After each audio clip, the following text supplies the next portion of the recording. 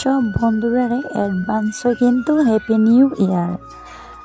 সবাইরে যেহেতু আমরা বাংলা বছরটারে মানি অনেকটা বেশি, আর ইংরেজিটাও তেমন আমরা মানি না আর কি। তবুও সবাইরে হ্যাপি নিউ ইয়ার বন্ধুরা, সব বন্ধুরারে। আর আজকে দেখো আমি সকাল সকাল ঘুম থেকে ওইটা সব কাজকর্ম কইরা ঠাকুর ঘরে পড়লাম। ওই যে রান্নাবাড়ির চাপ আজকে তেমন নাই। তো শুভ সকাল আমার প্রিয় বন্ধু, আমার ছোট্ট একটা ত্রিপুরা রাজ্য থেকে তোমরা সবাইরে অনেক অনেক স্বাগত আর অনেক অনেক ভালোবাসা। বড়োদেরকে প্রণাম জানাইয়া ছোটোদেরকে আমার অনেকটা ভালোবাসা দিয়ে আজকে ভিডিওটা শুরু করলাম।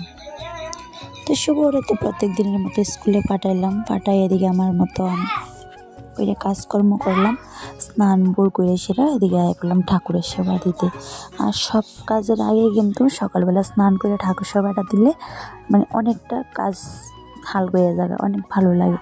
তো যাই হোক বন্ধুরা, ঠাকুর সেবাটাও দিয়ে নিলাম। আর ফুল তো দেখলেই কয়েকটা ফুল ফুটলো গাছও, আর ফোটা যেহেতু ফুল ওখানে ফুটে না শীতের দিন।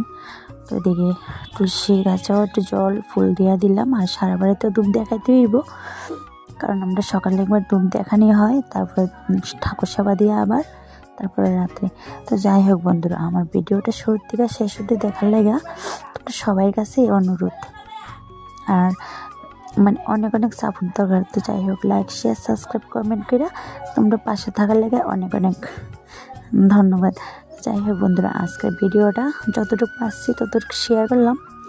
আর 31 তারিখের ভিডিওটা যে সারাদিন হইব, এই ভিডিওটা কিন্তু 1 তারিখে আইব। আর 1 তারিখ ভিডিওটা কিন্তু একটু স্পেশালই হইব, যদি তোমরা ভিডিওটা মানে দেখো সবাই। তো এদিকে দেখো ভাতও বসাই দিলাম, কারণ শুভতে স্কুলের থেকে আইবে শুধু ভাতেই রান্না করবো। এদিকে ফুলকপি তরকারি, আর এদিকে সইয়ের ভর্তা করছি আমি, তার মাঝখান দিয়ে কি সই ভর্তা করলাম। সই ভর্তাটা গরম গরম ভাতের লগে অনেক ভালো লাগে। তো শাশুড়ি মার লেগে করলাম এমনি মরিচ টরিচ দিয়া, আর আমারটার মধ্যে পেঁয়াজ দিলাম।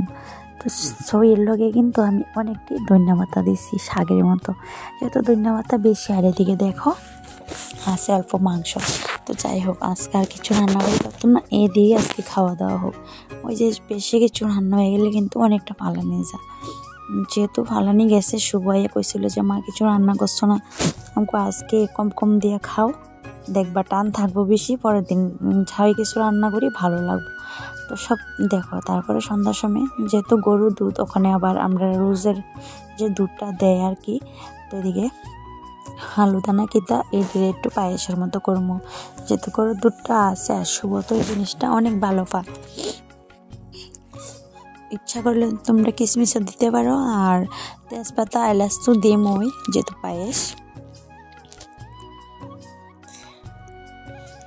আমি জানি না আমার মানে গরুর দুধের প্রত্যেকে কেমন জানে একটা মনে আমার লেগে গেছে। আমি কিন্তু আর এখন গরুর দুধ টুধ খাই না, মানে ভালো লাগে না, কিলিকা যেন এমন হয়ে গেছে, আমি নিজেও জানি না।